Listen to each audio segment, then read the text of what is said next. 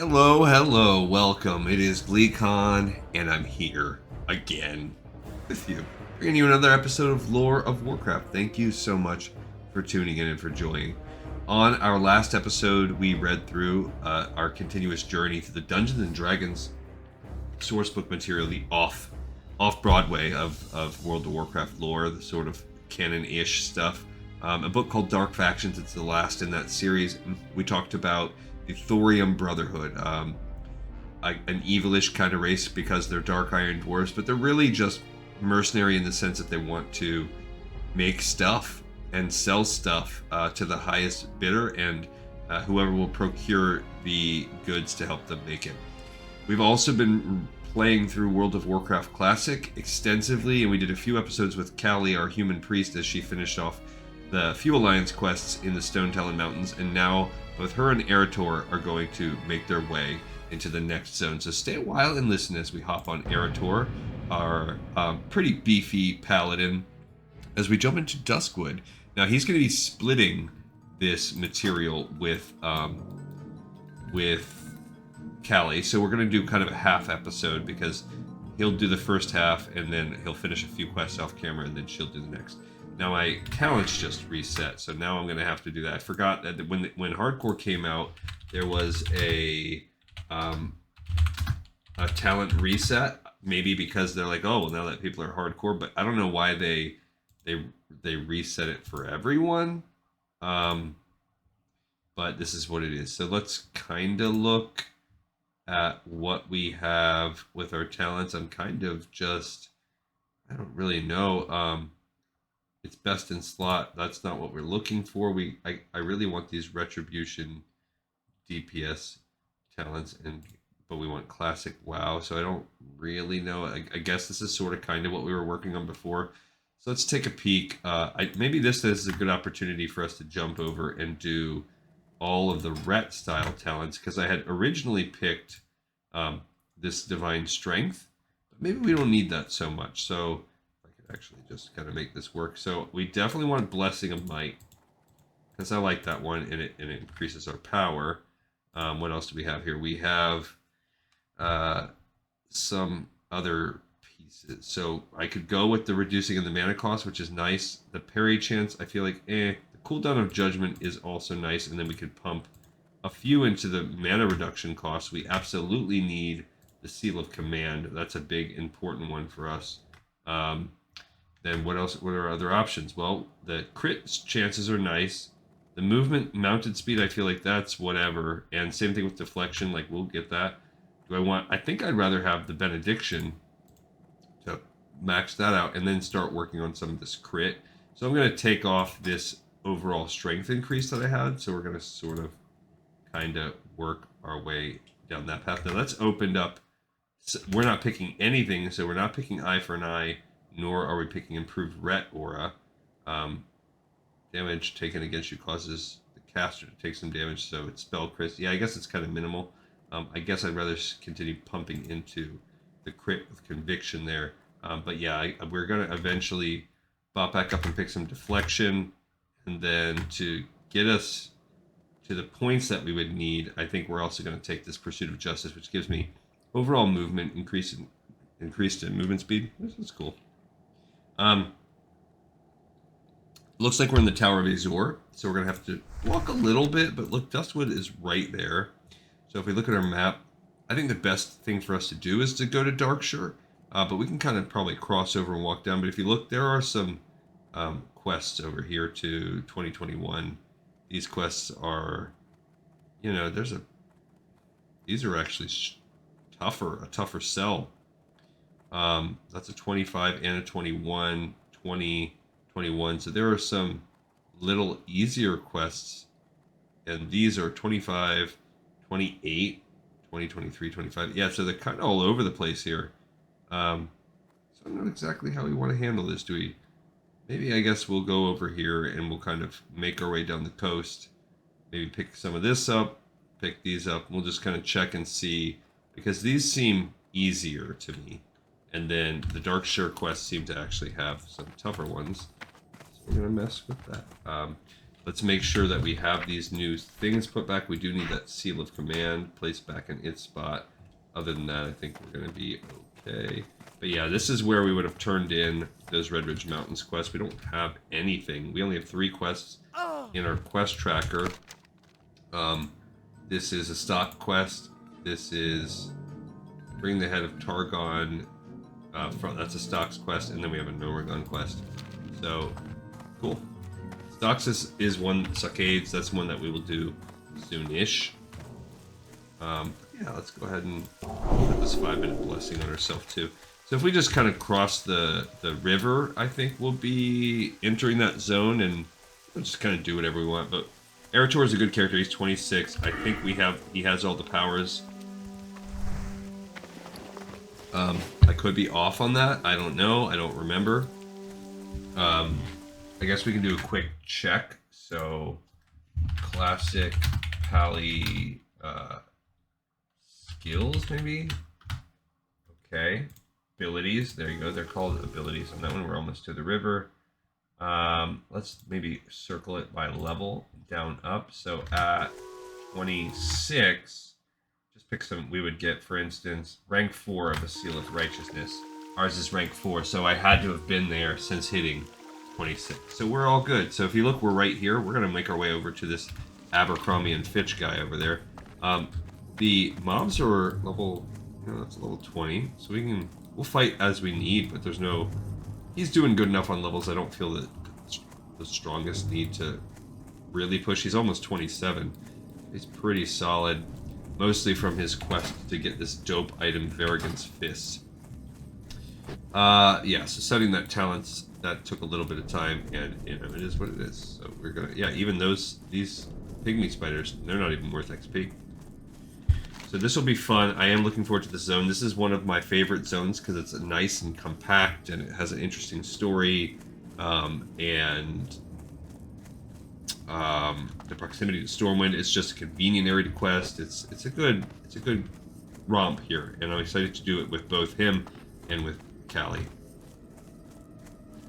Those will be the only 2 characters in the area. It's also going to kind of help us come full circle on this story of what the heck is happening. Why is Stormwind, and we kind of know the answer to this from having a bigger picture of Warcraft lore, but why has Stormwind neglected to help defend Westfall and Red Ridge Mountains and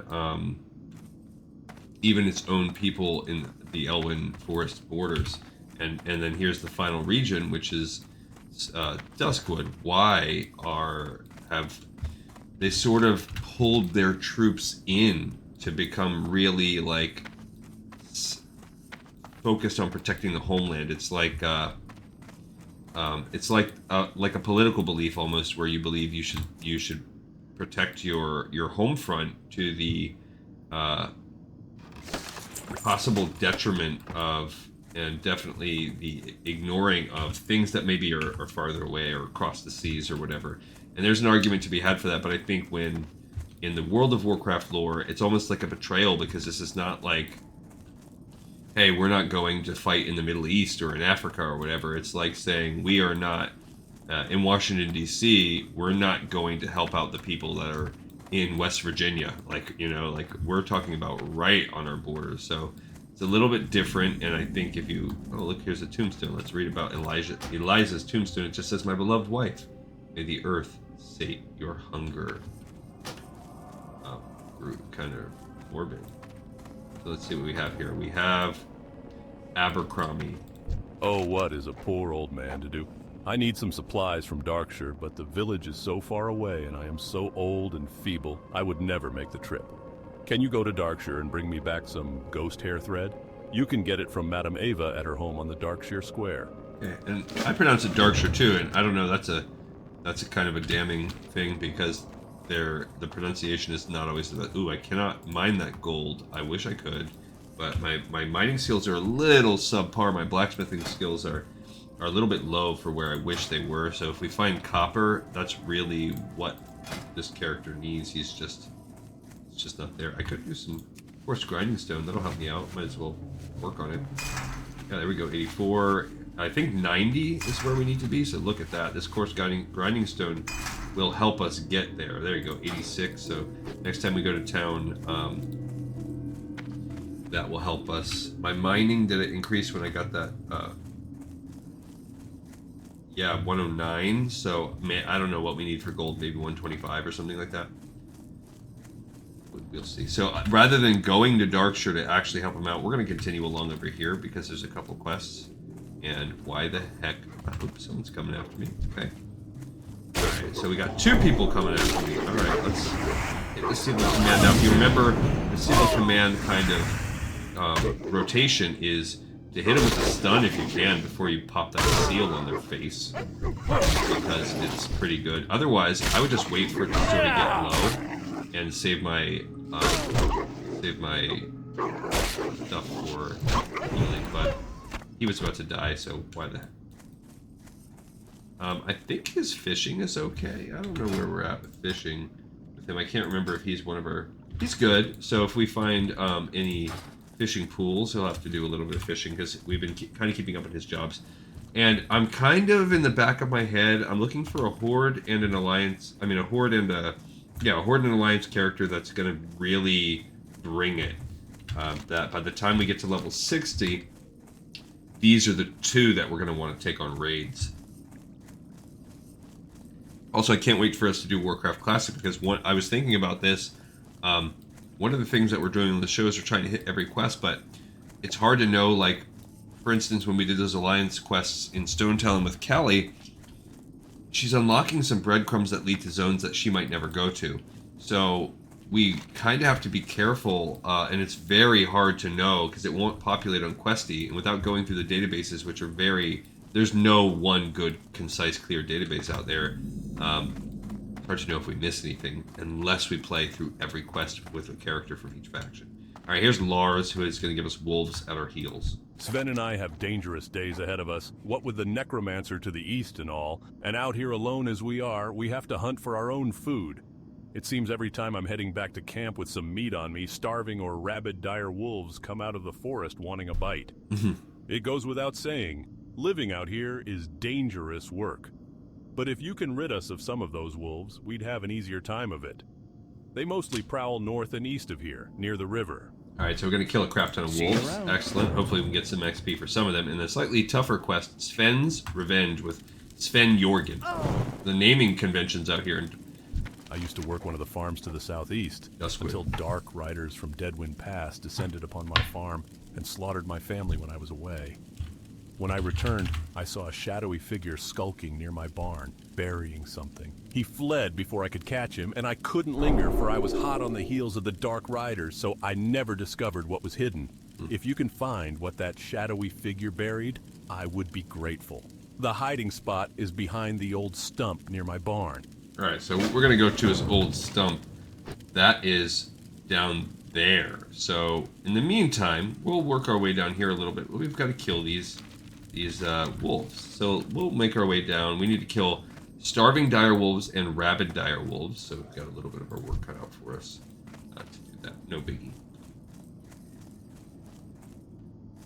There's a lot of people in the zone, and I think it's because it's just a great zone for questing. Really, there's no better way to say this. This is a great zone for questing. Yeah, so he's just slaying. You slay, queen. Or king. I mean, can a king slay? I don't know. I'm not... guys, spoiler, but I'm not super hip. Don't tell people. I want people to think I'm super cool. But yeah, he's slaying one way or another. So this will give... We do need some copper for our crafting purposes. For making bronze and maybe for making copper, so I'm a thirsty boy. I can't loot that. I can't loot that right now. I can't loot that right now. Okay, well that's inconvenient. I can't loot that. It's a glitch because it's like, oh, someone's already looting that corpse. Oh, the corpse of the copper mine with no one around.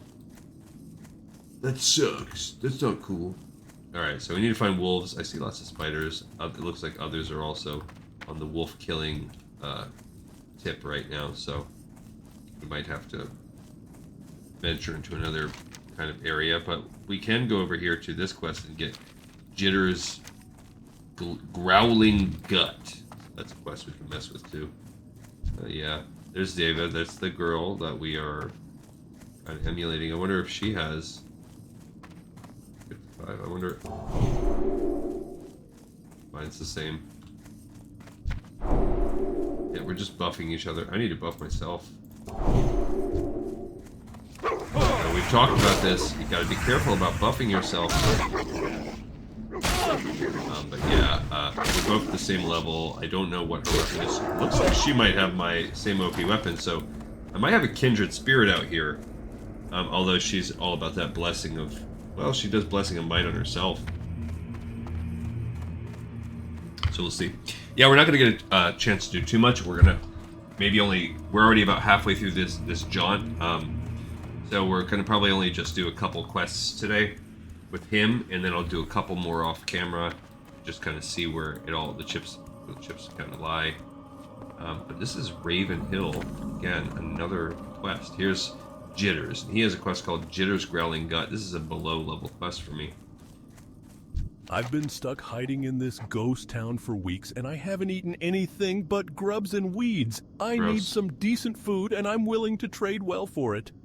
Bring me a feast, and I'll pay you handsomely. I heard Chef Gruel at the Scarlet Raven Tavern in Darkshire makes very good dusky crab cakes. Okay, so we have multiple now reasons. They just want us to keep going. Go to Darkshire, but we've got to kill wolves. So that's it. We are ignoring. We're in this quote-unquote ghost town. I don't know if there's anything cool in there.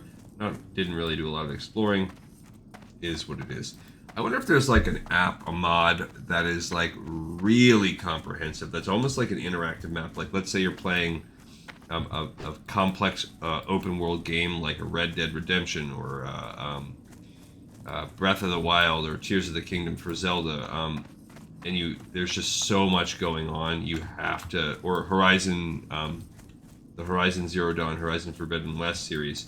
So much going on that you really need like one of those massive interactive maps.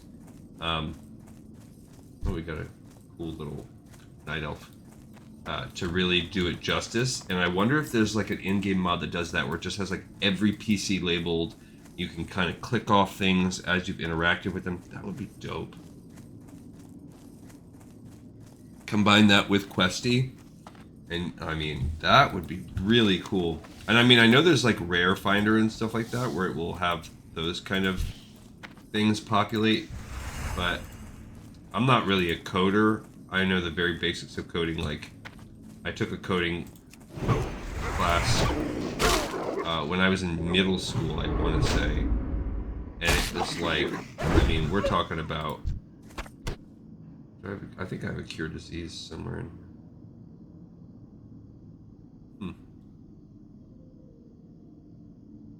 Purify.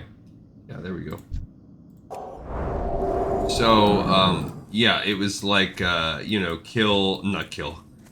Like, you would code, like, pictures, really. It was real basic. And I think that, I've, you know, now they have, like, Scratch and things like that. Like, I've played around with some of that. My son does it. Just the basics. Every now and then, like at my job, I have to do some coding, but the coding is like way boring. It's like computer spreadsheet type coding. Like if I wanted to do complicated, like, or not complicated, but like personalized mass emails where I want to email a few thousand people, but I want the email to have specific information that's unique for each person that I pull from a spreadsheet. So that's kind of a sneak peek into what my job is. That's something that I have to do. So I'll have to, you know, I'll have to write like kind of like a function for that. It's pretty basic, like, but I don't write them myself. Like I'll find templates of what people have already done, and then I'm good enough at reading the lines of code where I can look at that. I can look at them. This is a 103 armor male. Mine's better. I guess I'd rather have the strength. like I'm good enough with code where I can look through the lines of code for a program in its kind of raw form, find the lines that are things I want to change, and then change them to the, you know, whatever the output action or the trait that I want to affect. So I can do that, like, and I really think that spans. I don't know how good kids are nowadays. I'm assuming some are good, and I never realized that this was like a skill until I worked in the workforce, and I realized, like, holy crap, like, I work at a company with just in my building alone there's a couple hundred people, and there's like no one that feels comfortable doing that kind of stuff.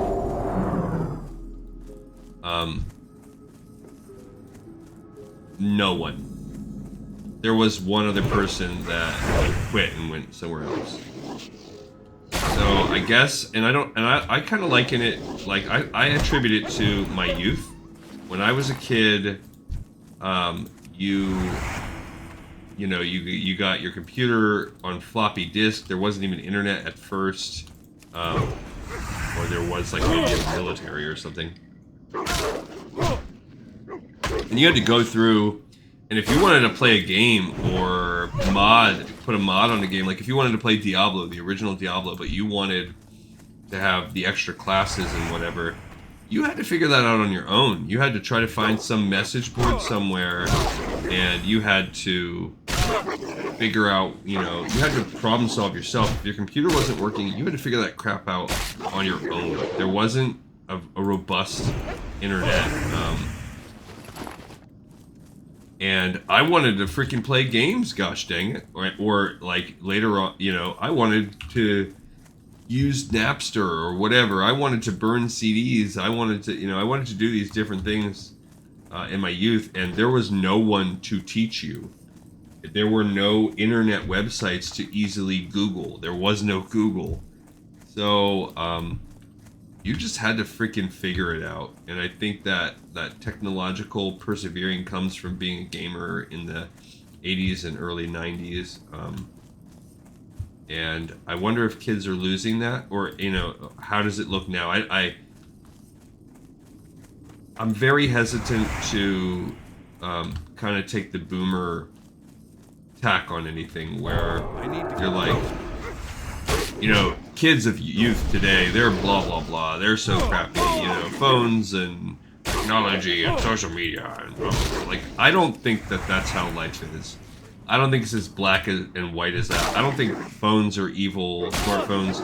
I don't think kids using tablets from the time they're 2 are evil. I don't think it's like that any more than I think that a kid can watch a TV show from the time he's 2 makes it the world crappier or more evil, when there are people, in the 1940s who didn't experience that, and they might have looked on it when it was happening and be like, man, kids today, they have this TV.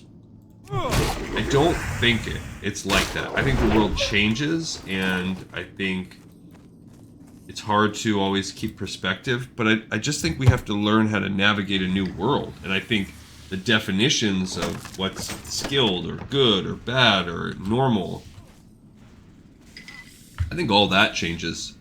And I think that's not as pat of an answer. I don't think people like that. I was at a party the other day, like a birthday party for my wife's friend invited us to her son's like 5 or 6-year-old birthday party. Do I have a 5 or 6-year-old? No, I do not. So I went to a party, and she was a doctor, and they have a very nice house. Her and her husband are doctors. Are definitely not living off that. I hope I make it famous on the 400 subscribers on YouTube money. They do quite well for themselves. So we go to this 5-year-old birthday party, and there's probably 50 adults there. And I'm just like, what the heck? So we're standing outside and socializing while the kids, splash around on a water bounce house and all that. And people start talking, as happens at this kind of thing when you're like with people that you kind of know, and you're like, okay, I kind of know you. I want to find out if I like the cut of your jib. So we're going to kind of talk some light politics because, you know what, if we don't agree with each other, I can kind of maybe in a non-hostile way express my disagreement. I'll also find out if I like you, if we're on the same page. I think that kind of like partying, those social settings is a little bit common. It's almost like a more friendlier like chat community online. Like if you go online, like people are just freaking keyboard warriors. It doesn't matter if you're left, if you believe in the left or the right. It doesn't matter. People just hide behind their keyboards. That is, I do not like that. To contradict everything I just said, I do think there's a lot of crap that comes out of being a freaking keyboard warrior. The anonymity of an online setting.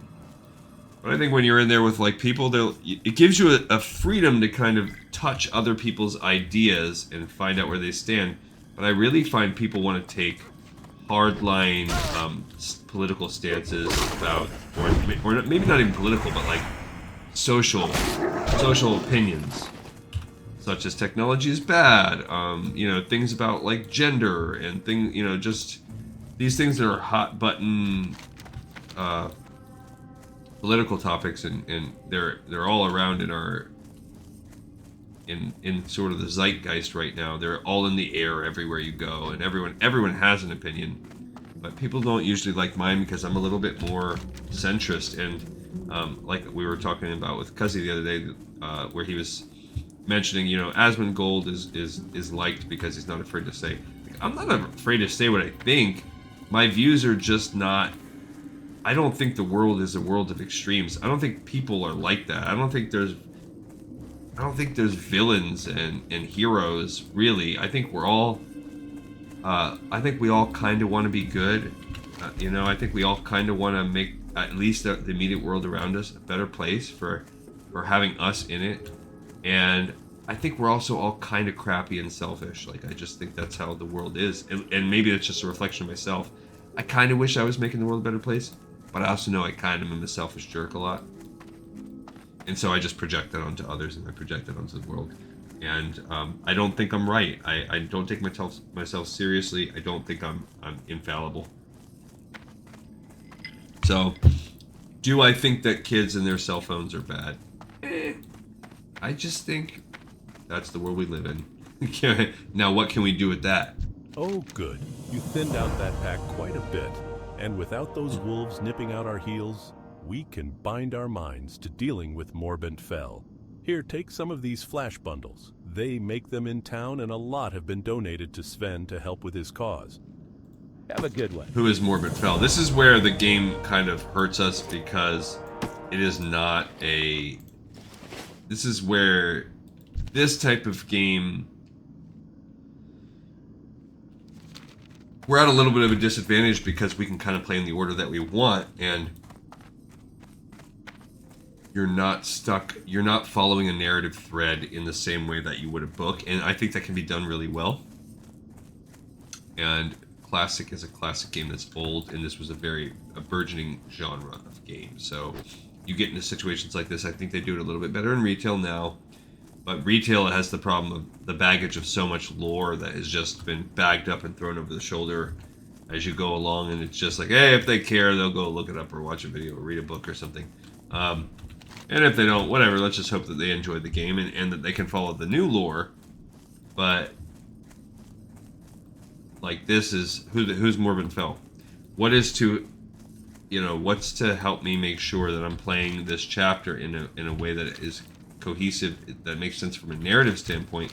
And really, we just need to do a project like we're doing right now, where we do everything and we talk. You know, we have a discussion about where do all these pieces of the puzzle fit together, what makes sense, what's our overarching vision, and that's my whole purpose of making this show. So anything that I miss, please feel free to jump in the comments and put in there if you have any thoughts. Like, I love it. I love the conversation. I love the back and forth. And if I come off as pompous, well, I probably am, but you know, put me in my place. I really try to not be too sensitive. Although I am. If you're like, your show sucks, you're ugly, you're old, you're just shut up and just talk about the game.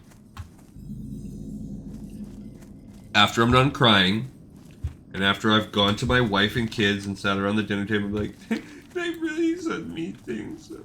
They don't like my show, the audio content, they call me amateur. Then I will try and improve, you know. I'll try and improve in that, because it probably hurts because there's a seed of truth in it, and I should probably be better. My son hates it, but I use the kind of meme line on him all the time whenever he's struggling with a video game. He'll be like, Dad, I can't.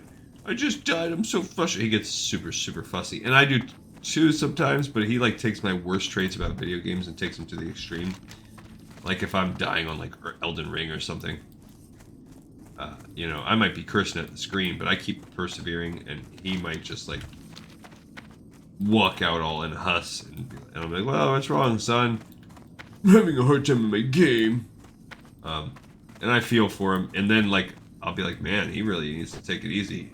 And I'll tell him to calm down and stuff, and then like I'll be on my 100th death on a boss in Elden Ring, and I'll be like, I hate this game.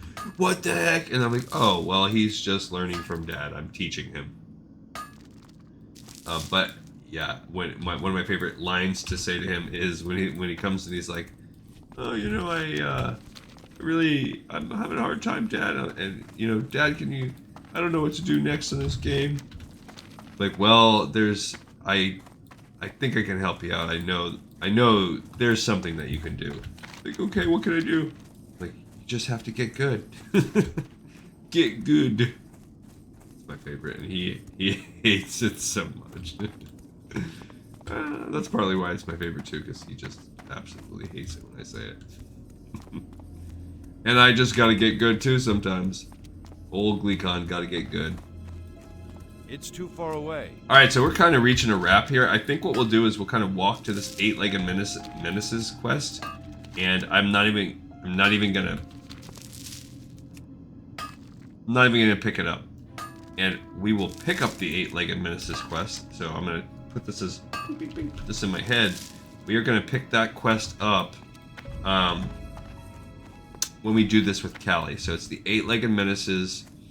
That's where we are going to pick it up with her. I will do this off camera with myself, but when we walk over to that, that's where we're going to log, because I've talked to you all for about half an hour.